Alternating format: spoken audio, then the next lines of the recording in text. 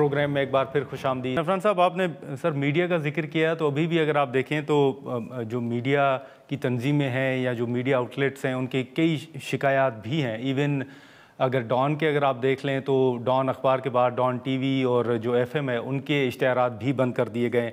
आप हुकूमत का हिस्सा भी हैं, आप क्या समझ रहे हैं सर कि ये दुरुस्त अमल है, इसमें हुकूमत का हाथ है, किसके फैसले हैं, आप किस तरह देख रहे हैं? देखिए, बात यह है कि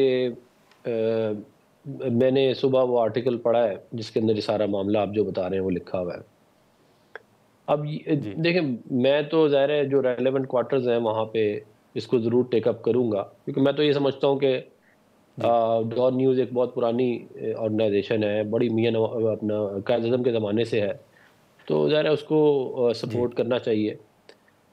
मगर आप ओवरऑल अगर मीडिया का कंडक्ट देखें पिछले 10-12 साल का, तो वो ये बात वाज़े तौर पे जी नज़र आती है कि जो मीडिया का ने बड़ा क्रिटिकल रोल प्ले किया ये प्रोजेक्ट इमरान खान के लिए। इवन टू दिस डे बहुत सारे ऐसे हम्म, लोग हैं जिन्होंने बड़ा जो है वो आउट ऑफ द वे जाके इनको सपोर्ट किया। उसकी वजह से हम्म, ओवरऑल जो आप लोगों की क्रेडिबिलिटी थी वो बिल्कुल तबाह बर्बाद हो गई, और उसी की वजह हम्म, से फिर ये तबाह बर्बादी मज़ीद जो है वो आपके इसके अंदर आई, क्योंकि जो लोग इमरान खान साहब ने हुकूमत में आके सबसे पहले मीडिया के ऊपर कदर लगाने की कोशिश की, आपको याद ही होगा। तो अगर हम्म, हालात ठीक करने हैं तो आप लोगों को अपना कंडक्ट भी रिव्यू करना चाहिए कि क्या माजी में गलतियां की और उनको ना दोहराया जाए। हम्म, हम्म।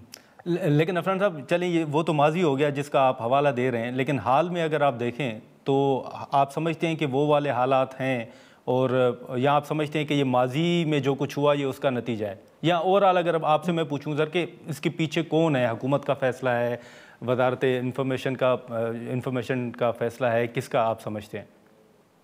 देखिए, ज़ाहिर है वजारत इंफॉर्मेशन ही का फैसला होगा, और किसका हो सकता है? वो तो एड्स वगैरह तो उन्होंने ही देने होते हैं। लेकिन जो आप कह रहे हैं ना कि हम्म, कि माजी की बातें, ये जो माजी की बातें होती हैं वही फिर आज भी वो फिर हाल आपका और मुस्तकबिल उसी से कनेक्टेड होता है ना।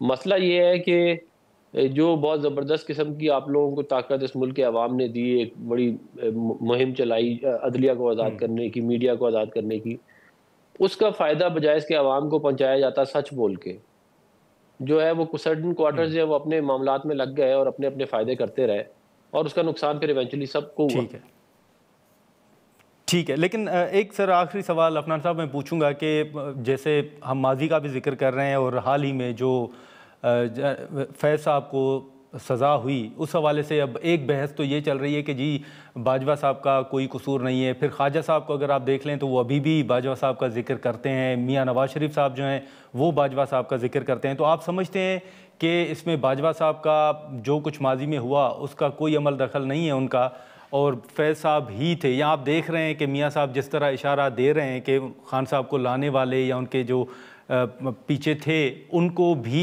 कानून के कटहरे में लाना होगा, एहतसाब होगा, तो आप देख रहे हैं कि बाजवा साहब का भी एहतसाब होगा? देखिए, बात ये है कि जो कुछ जनरल फैज़ ने किया, वो किया तो जनरल बाजवा की कमांड के अंदर ही था ना।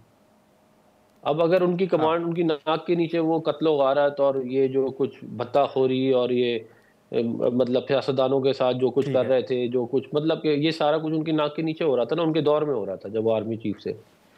तो ठीक या है। तो जी मतलब वो इतने इनकॉम्पिटेंट थे कि उनको पता ही नहीं चला, या फिर वो इनके साथ मिले हुए थे। इसके अलावा तो कोई तीसरी बात तो नहीं हो सकती ना। अब बात ये है कि जो तफ्तीश, हम्म, जो हम्म, मामलात आए हैं सामने, उसमें जो तफ्तीश होगी, उस तफ्तीश से में जो लोगों के नाम आएंगे, फिर वो जो है अपना मामला आके एक्सप्लेन करें कौम के सामने कि क्यों हम्म, उन्होंने एक अच्छा खासा चलता हुआ मुल्क जो है उसको, उसके निज़ाम को तबाह बर्बाद किया, और उसके निज़ाम को जड़ से उखेड़ने की कोशिश की। वो तो अल्लाह ताला की मेहरबानी से पुराना पाकिस्तान बच गया, वरना तो ये जो फितना है इमरानिया है, ये तो पूरे मुल्क के निज़ाम को खा गया था, ये समेत क्या कहते हैं फौज को। ये तो अल्लाह ताला की मेहरबानी से हम बच गए थे। तो ये जिन लोगों ने ये ये पौधा लगाया, जिन्होंने इस पौधे को पानी दिया, जिन्होंने चाहे वो जुडिशरी में थे, चाहे वो सियासतदान थे, चाहे वो मीडिया के लोग थे या एस्टेब्लिशमेंट के लोग थे, वो तमाम लोग जिम्मेदार हैं जो कुछ जनरल फैज ने किया, क्योंकि ये सारा का सारा चल एक सिस्टम के तहत हो रहा था, जिसमें सारे के सारे ये लोग, बहुत सारे लोग चल बेनिफिशरी थे। तो उन तमाम लोगों को ज़ाहिर है अपने कटहरे में आना चाहिए।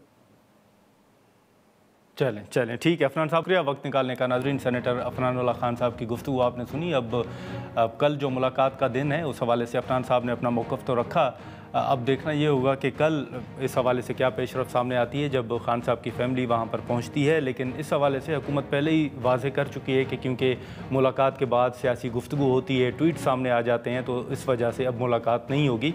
फिर अब जो PTI का फ़ैसला है कि मुज़ाकरात या एहतजाज, ये अपोजिशन अलायंस फ़ैसला करेगा, तो उस हवाले से भी देखना होगा कि अपोजिशन का क्या फ़ैसला सामने आता है।